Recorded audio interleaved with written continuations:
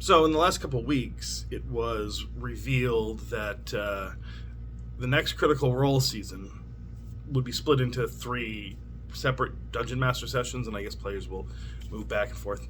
I don't know. I don't really watch Critical Role. I've watched a small number of clips.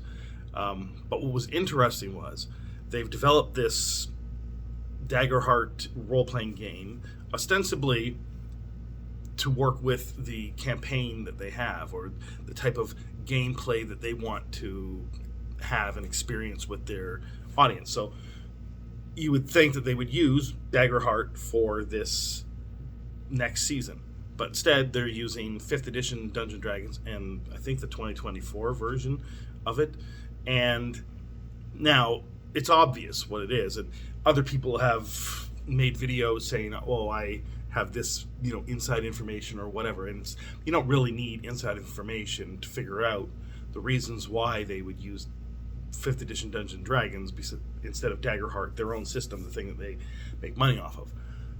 The number one is probably money, so sponsorship money, technically, I guess, that some sort of licensing agreement maybe that they have with Wizards of the Coast. Either it's an ongoing contract that they had already previously signed, or maybe it's a new contract with a lucrative payout for the people at Critical Role, and maybe it's more money than what they assume the profit from Daggerheart would be. So that would be maybe the number one reason. But another reason is simply their audience.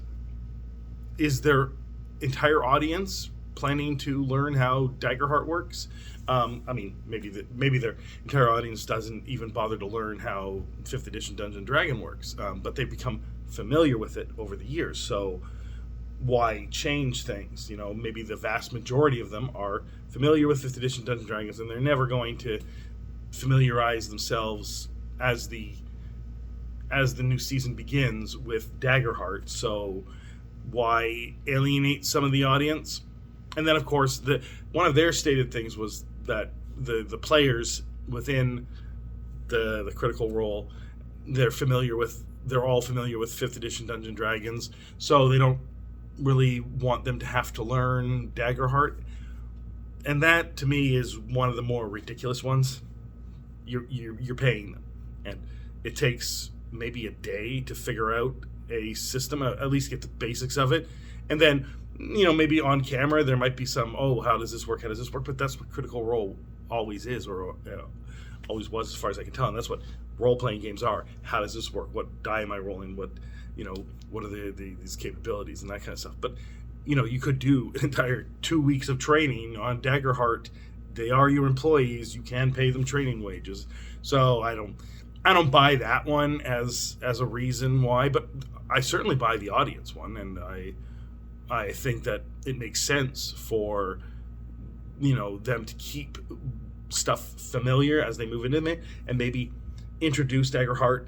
I think they are in some other capacity, and then once they feel that their audience is familiar enough with it, then they can put it in the main campaign, or maybe the contract from Wizards of the Coast runs out. And that's the thing that I buy the most, and that's the first assumption I made, was that Wizards of the Coast paid the money to continue running 5th edition Dungeons & Dragons. And I guess Wizards of the Coast knows a good thing when they see it. And despite the fact that this group has made a competing product, they're still business as usual, right? So I don't know. And it's not really a controversy. Daggerheart came out of sort of the OGL crisis, but at the very beginning of the OGL crisis and throughout, there wasn't that strong of a response from Critical Role from the beginning all the way through, and a lot of, maybe not a lot, a small number of their, I guess, fans were a little upset that they didn't have stronger language about the OGL crisis, and this has paid off. So they didn't need to have strong language. They put their money where their mouth is, or they took action by creating Daggerheart.